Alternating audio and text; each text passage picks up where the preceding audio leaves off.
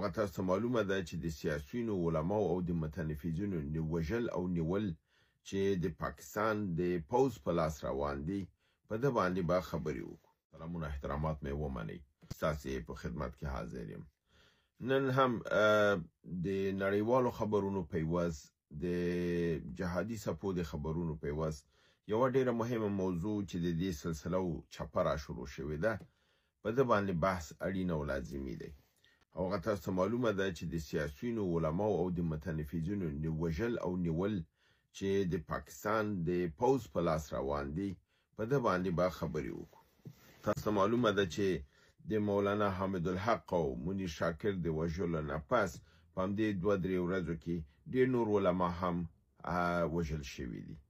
او د میډیا کې د بعضو خبر حتی هیڅ هم نشته دی او داسې پروګرام دی چې حکومت د پاکستان یا اردو د پاکستان وایي چې د پاکستان علما د هندوستان د خوانه په خطر کې دي او دا کار د هندوستان دی مګر په اصل کې دا کار د دوی په خپل دی او په دې باندې به زه رڼا واچوم.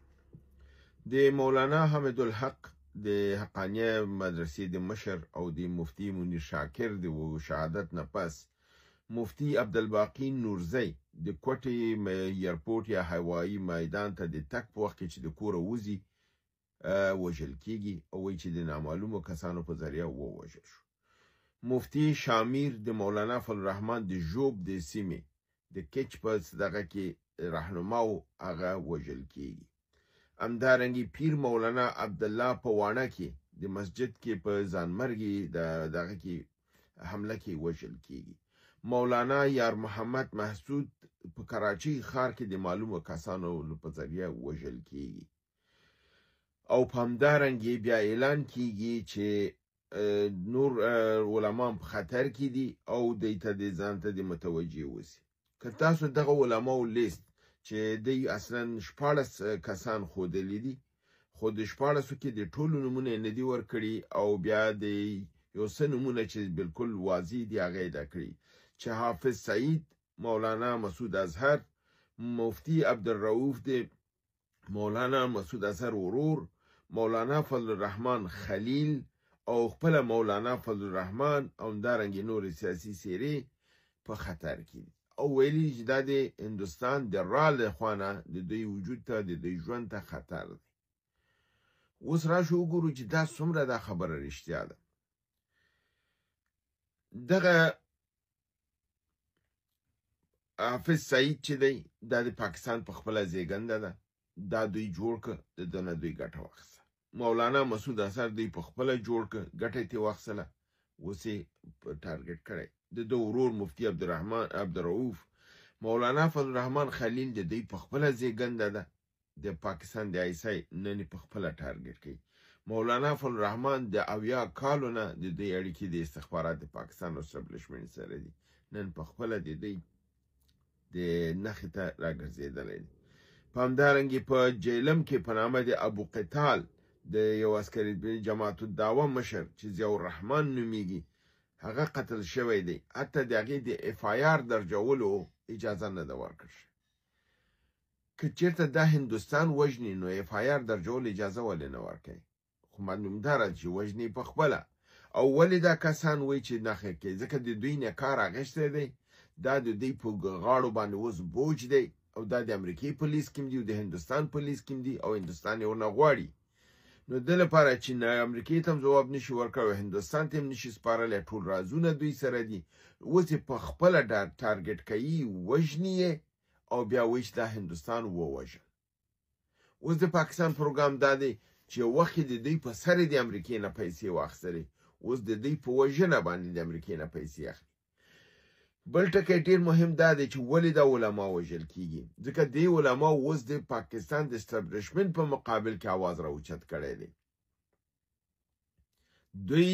د پاکستان د اسټابلیشمنټ یا د اردو هغه کړنې چې اوس دی کوي چې مجاهد ته ترهګر وایي د هغه په مقابل کې ودرېږي. فلهذا اوس دی هغې ته بله لاره نه لري جز له دنه چې ویې وژني او دوی د حق اواز اوچتوي د بلوچستان په هکله د خیبر پښتونخوا په هکله د کراچۍ په هکله د کشمیر په هکله نو که کشمیري رهنما دی چې هغې کې دغه حافظ سعید دی او مولانا مسعود اظهر دی او مفتی عبدالرؤوف دی دا د کشمیر دغه دی که فرضاً هلته په کراچۍ کې چې مولانا یار محمد محسود یې ووژه دا ګورې په هر سیمه کې په کراچۍ کې په پېښور کې دا کسانی چې وژلي دي دا ټول د هر سیمه کې دا یا پښتانه دي یا بلوچ دي یا کشمیري دي یا سندي دي په دې کې یو هم تاسو پنجابی نه ګورئ دا د خپله د پاکستان د ایسای روزلي خلکو او اوس په خپله وژني او دا تهمت په هندوستان باندې وایي او په افغانستان باندې وایي او وایي چې دلته ترهګري راغلی دا زموږ مشران دي او دا هدف ګرځول شوي دي در حالی که موږ وګورو چې عثمان کاکړ چا مړ که ارمان لوني چا مړ که عارف افغان چا مړ که ګیلمن وزیر چا مړ که بشیر بلور چا مړ که هارون بلور چا مړ که قاضي سیټ د پېښور د سترې محکمې چې د مشرف په مقابل کې د اعدام حکم ورکړه هغه چا مړ که قاضي بشیر چې د نواز شریف په مقابل کې غلطه فتوا ورکړله او دغه حکم د قضا وکړه او په خپل اقرار وکړي دا غلط و هغه چا مړ که دا په خپل حکومت د پاکستان استابلیشمنټ دا کار کوي او دا لویه قاتله ډله ده د دې ډلې د منځه وړل نور اړین شوي دي په عین حال کې د یوټیوب یو ځوان دی چې په نامه د حیدر سعید چې د پی ټي آی سره تعلق لري هغې د پاکستان په پوځ باندې غږ کړی چې تاسو 7 لکه پوځ استئ او دغه سي که تاسو کې تاسو 10,000 کسان تر 1 لک کسان د خپل نظام نه بغاوت وکي نو دا نظام به سم شي او دا پاکستان کې به نظام بدل شي اوس دغه هلک د دغه بیان په سر باندې نیول شوی دی او غیب کړل شوی دی چې دا ولې ورته وایي د تا بغاوت کړی دی او ته پوز د بغاوت لپاره دغه هڅوي او دا د نظام خلاف دی در حالی چې حیدر سعید ویلی دي که تاسو بقا غواړئ او د پاکستان آینده غواړئ او په سیمه کې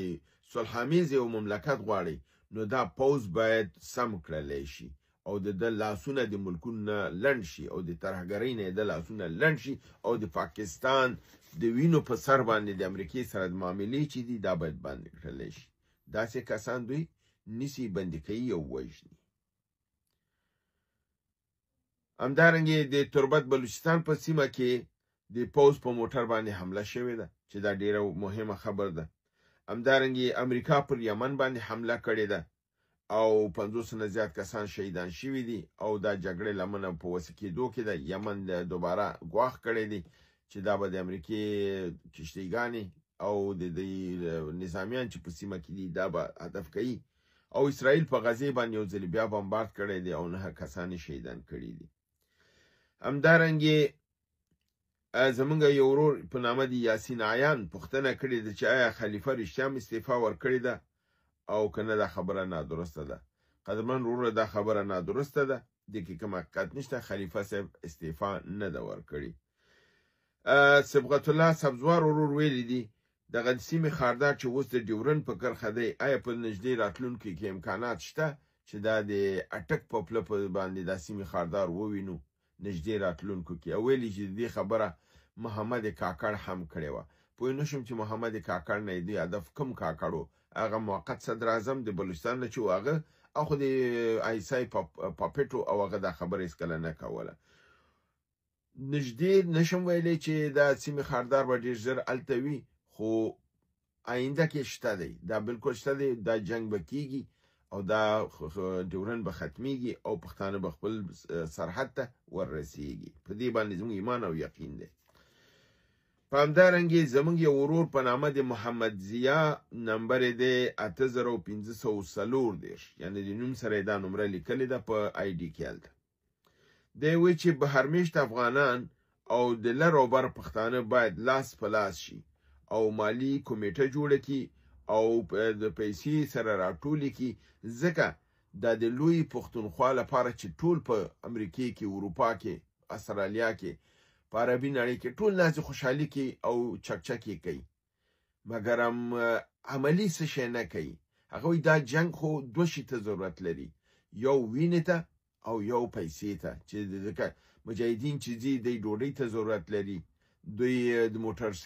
موټرونه پټرول ته ضرورت لري، د دې لوازم او ضرورتو یې د رفع کول دي، د ده لپاره لاس په لاس کېدل پکار دي. او دی وایي چې کوم وینه نشو ورکولی نو دغه یو ډډه خو باید پوره کړو. او دا یو واقعیت دی چې موږ دې ته خوشحالیږو چې هلته هغه د قیام وشو، خلجیک شول، وایو چې 15 مړه شول، 10 مړه شول، یعنې خلکو خپل ځان ورکړ، شهیدان شول. او دلته څوک خپل جب ته لاس نه وړي او په دې یریږي چې دا زما بعد ماته به ستونزه جوړه کړي. او دا د ازادۍ جنگ دی د لوی افغانستان لپاره او د پاکستان د ختمېدلو لپاره. دلته بدون د ترس و حراس نه ټولو ته، پښتنو ته، بلوڅو ته چې په امریکا کې دي، کاناډا کې دي، اروپا کې دي، په عربي نړۍ کې دي، او په دې به لاس سره ورکوي او دغه حرکت به انقلاب به کامیابوي تر څو د پنجاب دا پوز ناکام شي، د قتل و قتال د بلوڅو د پښتنو ختم شي او لوی افغانستان جوړ شي. نو په دې بابت کې دی ورور دا پیشنهاد چې دی ډیر ښکلی دی، ډیر اړین دی. او هغه څوک چې تش په دغه په الفاظو باندې لګیا دی یا مبارزه کې او چکچکې کوي، هغې باید خپل دریځ کوي چې د میدان د تګ دغه سړیتوب او مردانګي فرضاً په چا کې نه، حداقل دا د پیسو او د جب د خرڅ مردانګي خو باید پکې چې په یو نه په یو لاره دا ورسئ تر څو هغه هلته چې د ورونه پروژې میاشت کې دوی په غرونو کې ګرځي، رغو کې ګرځي، په موټرسایکلو ګرځي، موټرسایکل پټرول ته ضرورت لري، د شپې ډوډۍ ته ضرورت لري، لباس ته ضرورت لري، او دغه مرسته باید وشي. دا خو د اسمان نه راکوزیږي، خو همدا ملتونه دي چې د دې قیامونو کې همکاري کوي. درسته چې نړیوالې مرستې به وي خو هغه بیا ټولو ته رسي نه، نو هر څوک خپل په سیمه کې، خپل په محل کې، ځکه دا لوبه اوس ډېره وسي شوې ده، دا په یو ساحه کې نه ده، دا بلوچستان لویه خاوره، د خیبر پختونخوا لویه خاوره، په پنجاب کې، په سند کې، په افغانستان کې، په ټولو طرفو دې سیمه کې ده، او هر سیمه کې خلک دي او دغه دي، نو دې سره لاس ورکړي، انشاءالله دغه حرکت به کامیاب شي. هیله ده چې دا برنامه وګورئ، خوښه کړئ او دوستانو سره یې شریکه کړئ. تر بل برنامې تاسو په لوی رب العزت سپارم، وما علینا الا البلاغ.